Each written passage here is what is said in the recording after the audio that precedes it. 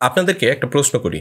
আচ্ছা বলেন তো, কে সবচেয়ে বেশি ভয়ঙ্কর? যে দানবকে সৃষ্টি করা হলো সে, নাকি সেই স্রষ্টা যে তার সৃষ্টিকে একলা একটা ঘরে বন্দি করে রাখলো, তাকে মেরে ফেলতে চাইলো? আজ থেকে 200 বছর আগে ম্যারি শেলি তার ফ্রাঙ্কেনস্টাইন উপন্যাসের মাধ্যমে আমাদের কাছে এই প্রশ্নটাই ছুড়ে দিয়েছিল। আর আজকে সেই একই প্রশ্ন আরো ভয়ঙ্কর, আরো গথিক স্টাইলে আমাদের সামনে নিয়ে এসছে লিজেন্ডারি ফিল্ম ডিরেক্টর গিয়ের্মো দেল তোরো। নেটফ্লিক্সে এ মাসে মুক্তি পেয়েছে এবছরের অন্যতম হাইপড মুভি ফ্রাঙ্কেনস্টাইন। পরিচালনায় আছেন অস্কারজয়ী দেল তোরো, যিনি প্যান্স লেবিরিন্থ, দ্য শেপ অফ ওয়াটারের মতো ডার্ক ফ্যান্টাসি ছবি বানিয়েছেন। আর তার বানানো ছবির মাধ্যমে তিনি প্রমাণ করে দেখিয়েছেন যে তিনি হরর আর ফ্যান্টাসির মধ্যে যে সূক্ষ্ম পার্থক্যটা আছে সেটা ভালো মতোই বোঝেন। কাস্টিংয়ে আছেন অস্কার আইজাক, তিনি ডক্টর ভিক্টর ফ্রাঙ্কেনস্টাইনের চরিত্রে অভিনয় করেছেন।